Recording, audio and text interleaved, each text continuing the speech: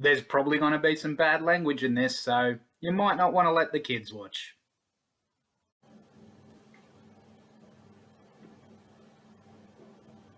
Hey everyone, Wino here, and I'm about to talk about Loki. Did I like it? Well, spoilers for my own review, but end of the day, yes, I thought it was pretty good. Now, if you hated it, don't click off. At least listen to my reasons. If you liked it, fucking listen along and feel some of that juice as to why someone else liked it too.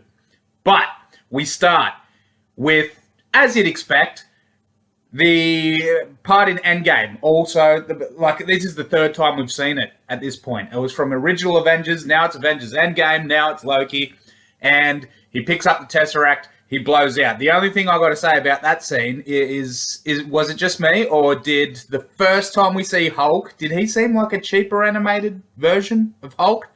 The second time when he busted out the stairs, it was the same stairs. It was the same, computer generated image as in Endgame. But I swear, the first time we saw him, he looked a little different. But anyway, that's not something to get hung up on. Now, first thing we see of Loki, he zooms out to another area. He's in the Gobi Desert. And then we have the Time Variant Authority hunters show up and grab him. I will say, first little criticism of the episode, Big Bad Broad, I didn't love her acting. I thought she was a little wooden. I thought she was just delivering her lines. Like, it felt like Nia Jax, if anyone watches pro wrestling, felt like Nia Jax in a real show rather than just wrestling. And wrestling, you're allowed to be a little wooden and a little shit at acting because the main reason you're there is not for the acting, it's for the wrestling. But, yeah, this chick, I don't know, like, she had the presence, she had the physique, but her acting was a little subpar. Now, they take Loki in, they put that collar around his neck, and I loved the bureaucracy that you saw straight away. I loved how it seemed like such a foreign world to us, but to the dudes living in this, it's just another day, and they're all so bored with it. The guy that makes Loki sign for every word he's ever said, just bored behind a desk. The little man who's getting him to go through the "Are you a robot or not?" Barrier. What is it? Metal detector type thing at an airport. And he's just bored with the whole thing. And he's like, go through. And then when Loki exits out of that room into this room that's just empty, it's got you still have to take a ticket, just like in real life. And there's no line there. There's him and this other, shithead rich boy who ends up getting vaporized. But there's still the line, the maps to the line. You still have to take a ticket because it's the bureaucracy. And also, walking into this room is one of the first instances of what I love about the set design of this TVA. It's so symmetrical. It's so Kafkaesque, if you will. There's no humanity in these buildings. It's all rigidity and order, and you have to do what we say type thing. So Loki starts walking through. We get the cartoon. The cartoon was great in terms of a way to deliver exposition. The first question I had while watching it, though, was if you step off your time variant and the TVA has to come and collect you, why didn't they show up during Endgame? But we get that. Luckily, I was thinking they better answer this. They better fucking answer it. But they did. They answered it pretty damn quickly because they probably realized everyone would be sitting there thinking, what the fuck? You know what I mean? And anyway, so Loki goes through. He sees the dude get vaporized because he's all just getting ready to blow it all off. And he sees the dude get vaporized by the stick. And he's like, oh, I better pull out my ticket. So he's kind of ready to toe the line a little bit. But he's still got his Loki arrogance as we see through the rest of the episode. Then we get the quick title sequence, and then we cut and we first meet Agent Mobius coming across a crime scene of some hunters getting chewed up centuries ago. I think it was the 1600s or 1500s, maybe the 16th century. That's where I got it mixed up in my mind.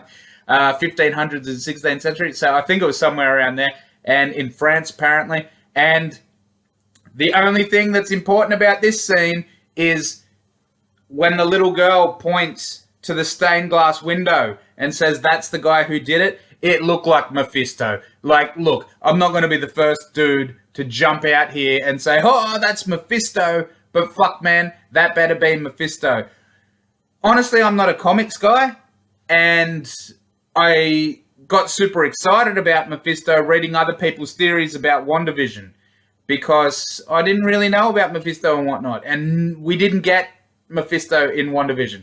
To be honest, we didn't get a satisfying answer to the mystery of WandaVision, because the first few episodes of WandaVision, I was so in. It was one of the most exciting things I've seen in a long time because of that mystery aspect, and I was thinking like, I was looking at everyone's theories. There was a little fucking, in the animatic, in the Bewitched, not the animatic, the animation of the Bewitched title sequence, there was a little reference to Nightmare, which we get another one of those in a few minutes' time in Loki. But everyone was thinking it was going to be a Mephisto thing, and it wasn't.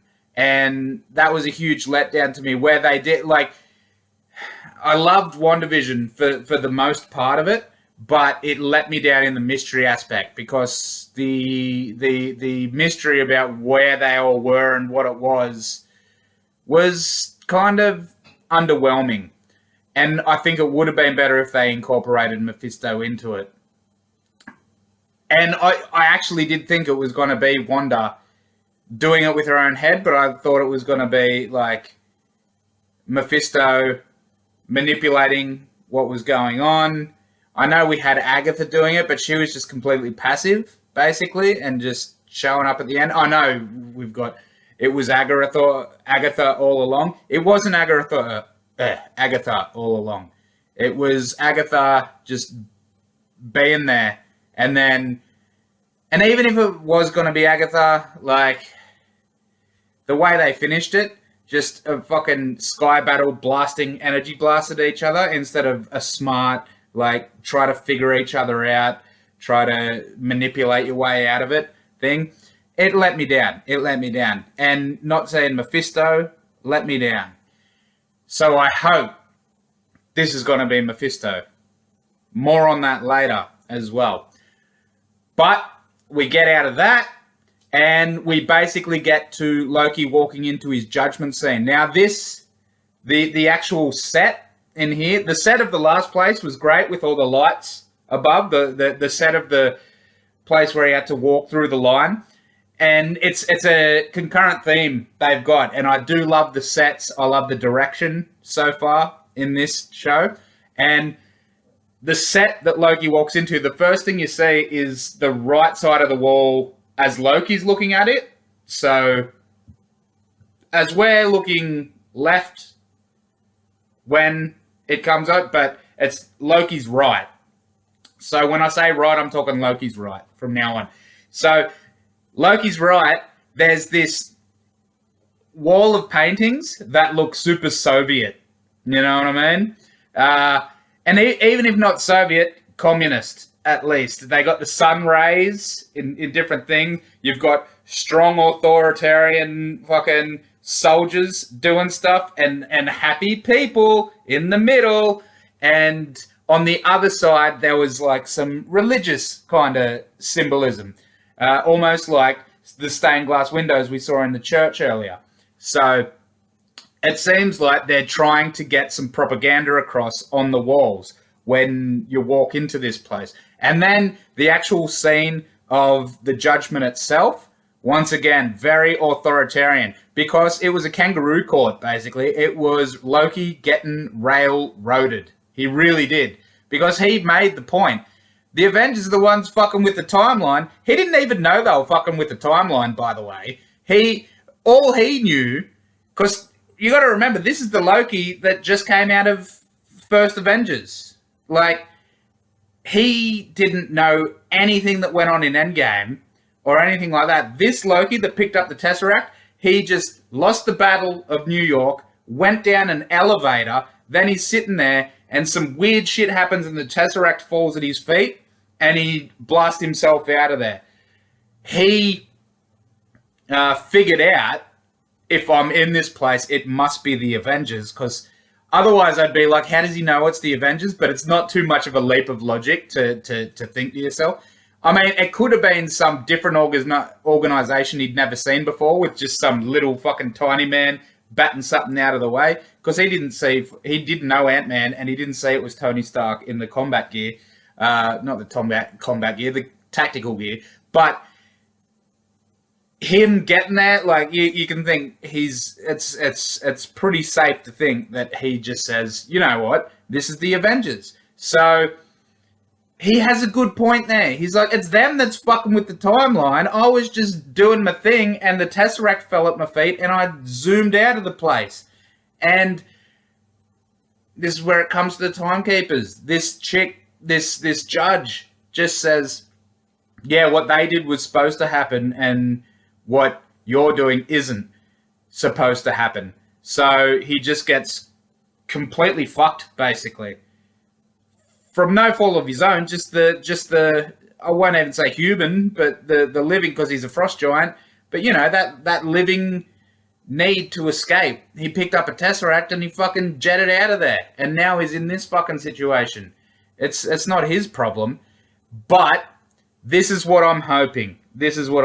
Because I haven't watched any reviews to the show because I wanted to come into this fresh, but I have seen some titles in suggested videos that come up to Loki when I'm going through my YouTube suggested, and a lot of them are saying like, this show's trash, and this is bad, and this is fucking blah, blah, blah.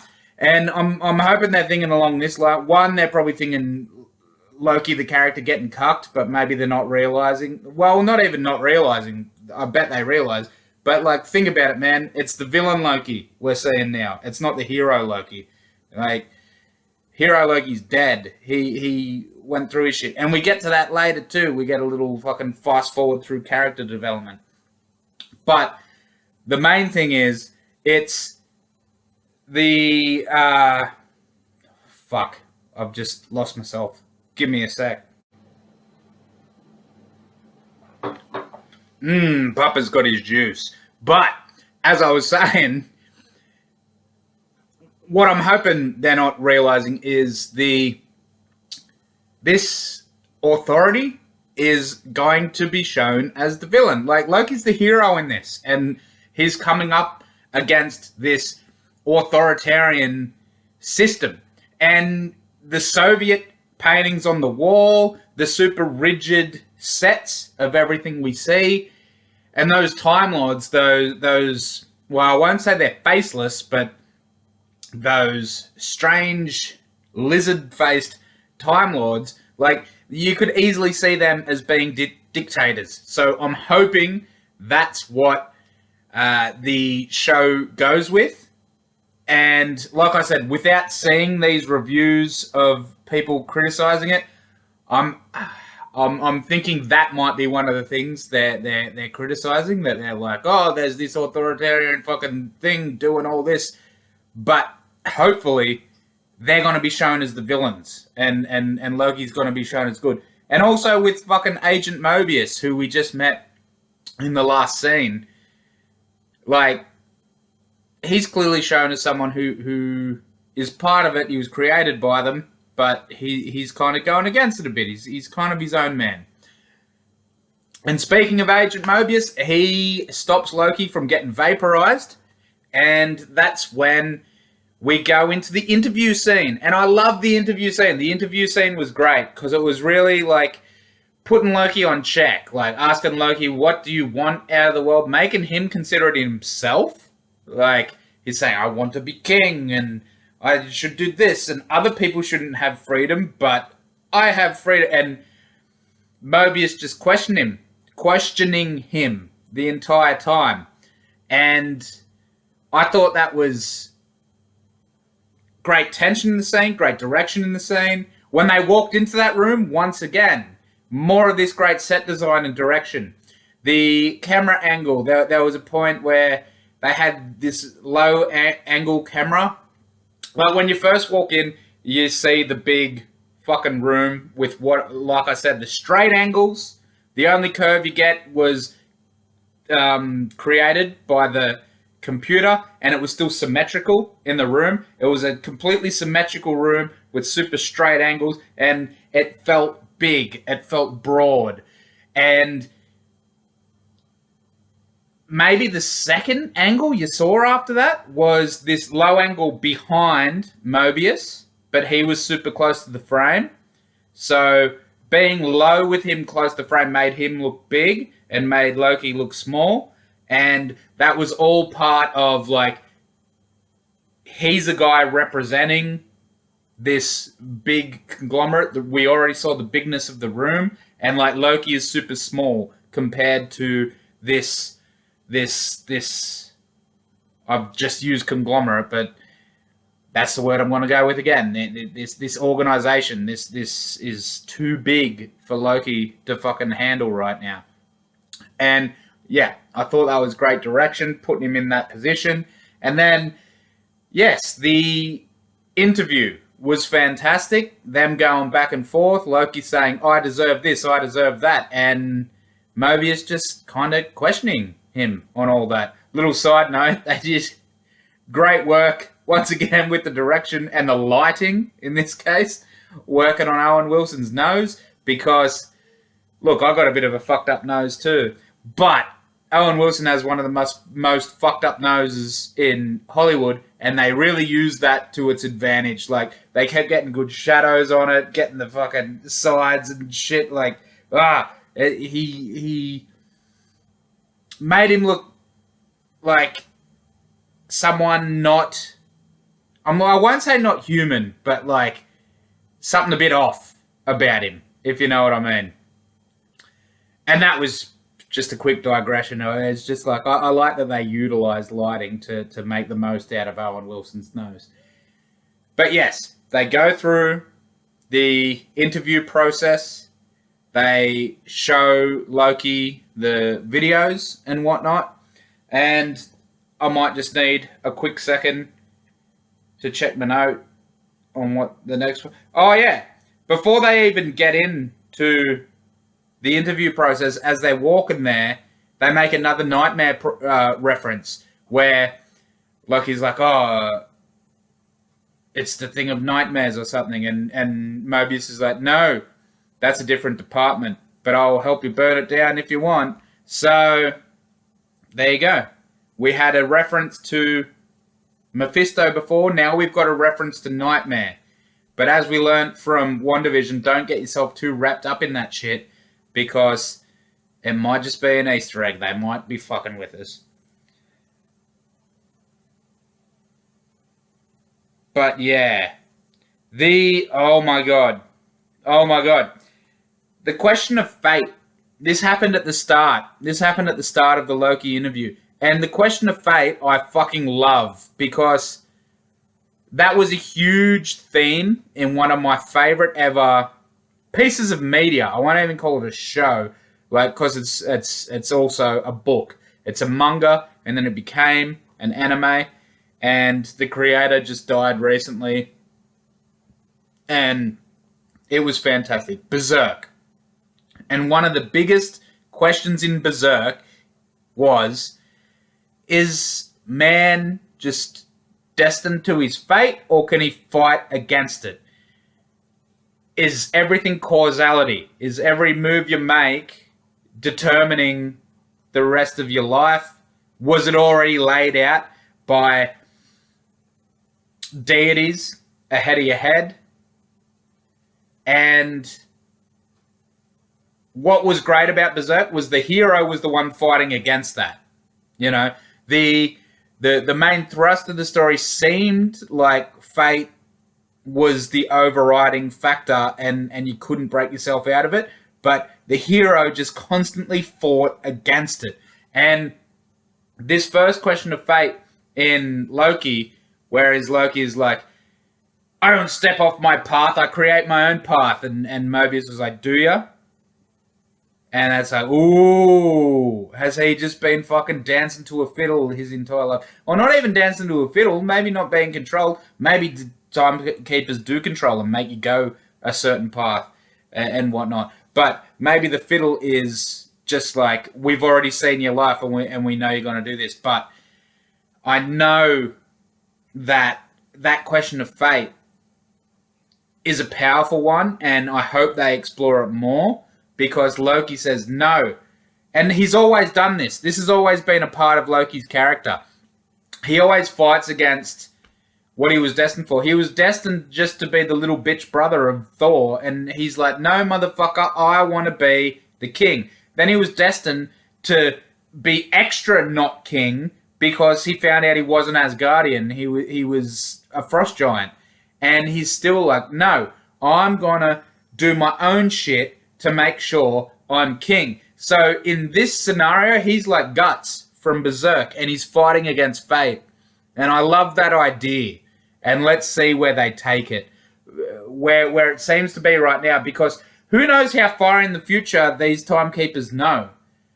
Because you would think time is infinite, like there's no end time to time, but they know Loki's whole life. They know up until the point he dies, so they know his entirety of life. How far in the future do these people know? And are they controlling it? They're definitely controlling it, by the way. They are definitely controlling it. And the show better show that. Or it'll be fucking trash. But the reason I think this first episode is good is because it's opening up questions. Now, next, we get to Loki being a pussycat. I thought that was good too. When Mobius says, you're a pussycat compared to this dude I'm chasing. Because you want that in a show. You want your hero to have no chance against the end villain when it starts. You want them to have to work their way up. You know what I mean? You want there to be a progression of skills. A progression of skills. Like, you want it to be a reason we're watching the fucking show, basically. You don't want it to be Rey, who's just perfect from the start and could fuck up the whole galaxy just because she's awesome.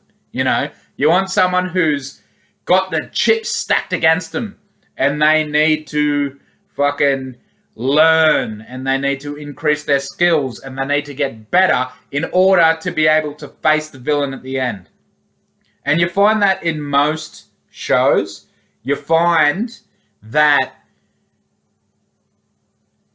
quite often, about not quite halfway through, like a little past halfway through, it's usually just before the end of Act 2, the villain will beat the hero at something, and then the end of Act 2 is the hero realizing that they need to, you know, put aside some negative aspect of their character and embrace something positive and work harder and come back and beat the villain. You don't just want them to be able to step in and beat the villain. So I like the idea of Loki being a pussycat. Then he's a trickster by fucking taking the time, zippy zoo, and he zips out, does great work with it. What's a fish? This was good humor. There was good humor throughout the show earlier, like the bureaucracy. There was some good humor in that. And there's been other good humor. But yeah, this little dude going, what's a fish? Like, I want to know what it is if you're threatening me with it. And he's like, I'm just going to fucking kill you. That's what it is. And he's like, okay, fuck, I'll get you. But he opens the drawer and it's full of Infinity Stones. Now, Loki takes the Tesseract and he takes one Time Stone. So Loki is now the master of time and space. My God. So powerful. And time and space always seem to go together. But the biggest question I had was, why didn't he take more Infinity Stones? One, he could have taken multiple time and space stones, but I understand why he wouldn't do that.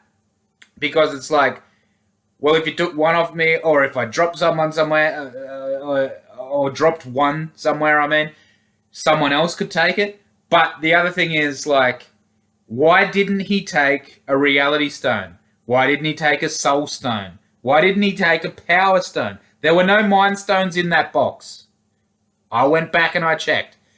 I'm pretty damn sure there were no mind stones in that box. But there are a bunch of time stones. There are a few power stones. There was one soul stone, and it was the big one. And there were... no, there weren't multiple space stones. But anyway, yeah, there were numerous stones. So why didn't he take them all? He's like, I could be the master of space, time, reality, souls, power. He's like, no, I'll just take one space and one time. And off he went. And also there was a crucifix in there. So I'm like, did that crucifix mean something? Or is that just there as an Easter egg to something like Constantine or something like that, and not actually play out in the show? But it was interesting that the crucifix had a pretty prominent position in that draw.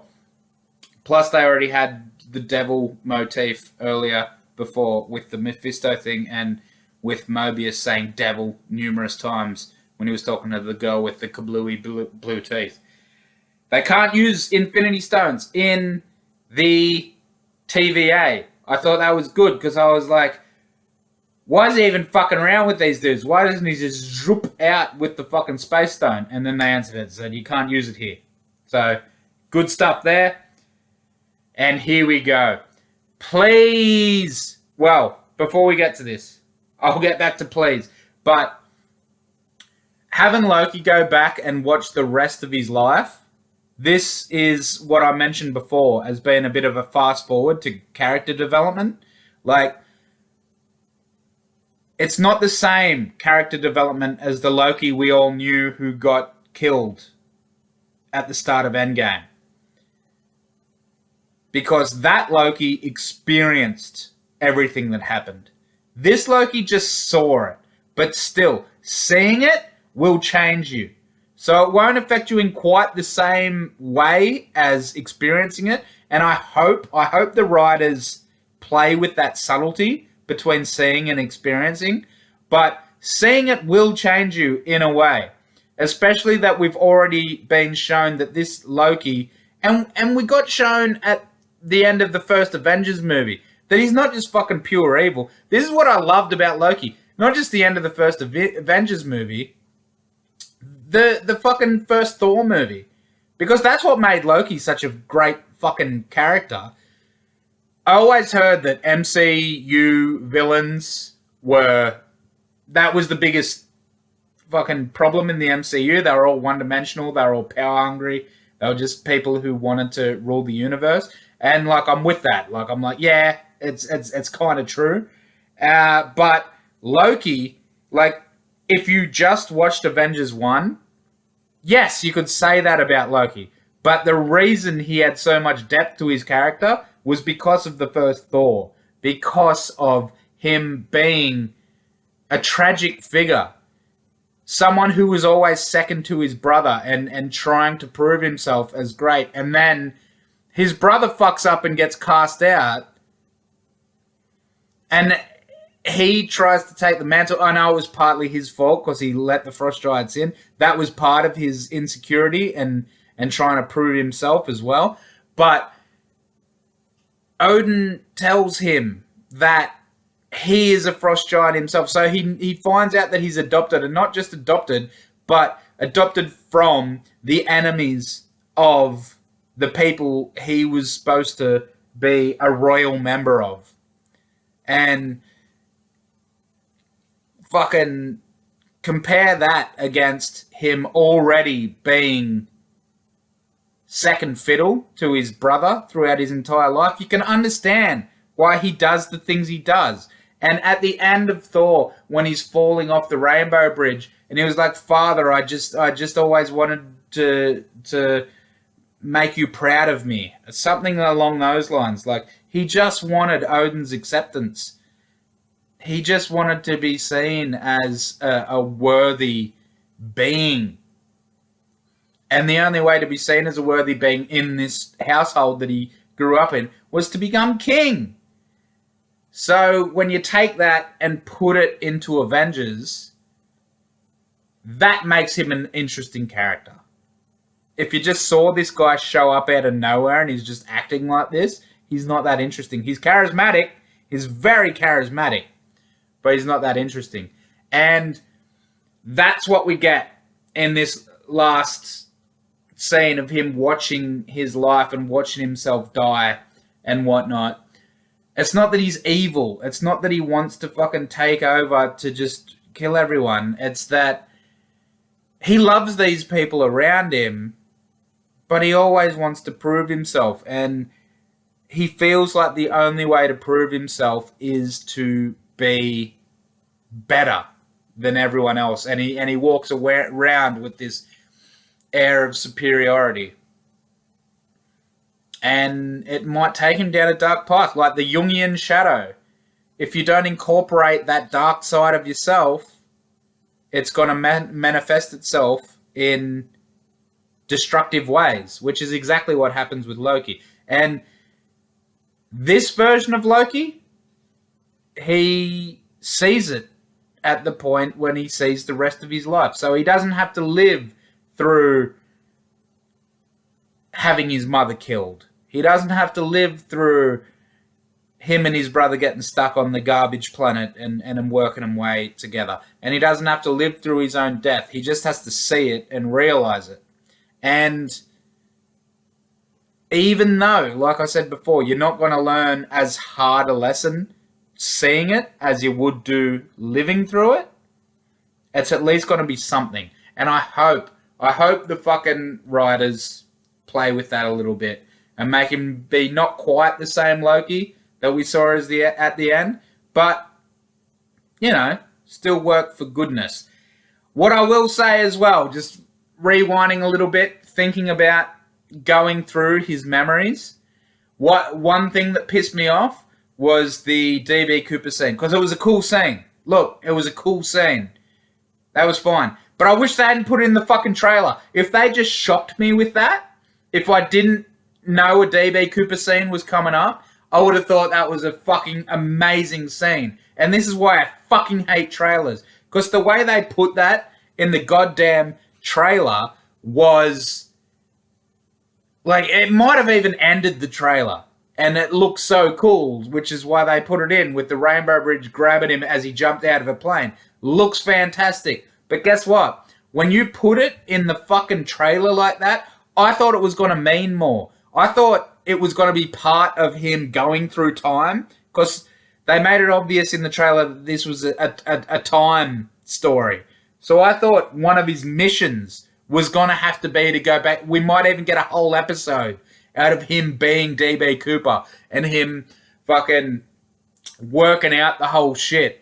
And at the end, just jump. Or not even being given the mission, but him escaping from something and having to be DB Cooper to get money to do something else, to, you know, fuck with shit, even though money isn't in Asgard. I know, but the way they showed that in the trailer made it seem like it was going to be important to the show. And it wasn't. It was just a little fucking cool clip. It was a cool clip that they put in there for fun. There was nothing about that clip that added to the character. Like, it just showed him being a mischievous scamp again. It was just something cool. And it was cool. And I thought it was cool. And if they just put it in there without telling us about it, I would have thought it was really cool. But because they used that as part of the trailer, it fucking let me down. Because I was, honestly, I was pretty hyped up for the DB Cooper story. And there was no story. We didn't get any story. It was just a bet between him and Thor, apparently. He lost the bet, so he had to go do something. Didn't even say what he had to go do. So this is where trailers are fucked sometimes, and they ruin things. Now, I think I'm pretty much at the end. One thing I'll say is, please, Loki, and not the character, the show. Don't Blueball us with Mephisto. Do not Blueball us with fucking Mephisto. Because towards the end, it was really towards the end, it was like 3 minutes left, when Mobius says the hard variant, the one that makes Loki look like a pussycat, is Loki. Earlier we got fucking inferred that it was Mephisto. He looked at the fucking stained glass window and it was a devil. We thought it was going to be fucking Mephisto. And he says at the end of this episode, no, this variant I'm chasing is you. And it's like, no, I don't want future Loki. I want fucking Mephisto. Don't Blueball us twice. You already Blueballed us with fucking WandaVision. Don't actually show us a devil and call him a devil numerous times and have it not be fucking Mephisto. Don't do that. And that bleeds into the very last scene where we find a villain at the end and he's in a hood and you can't see who he is. So, after Mobius has just said that, you think it's most likely to be Loki. But the way that flames lick up around him, it looks like hell. I'm hoping it's still Mephisto. It better still be Mephisto. Don't Blueball us, Marvel. Stop teasing us with shit and leaving us full of jizz. Let us shoot it out all over the fucking TV screen. Give us Mephisto.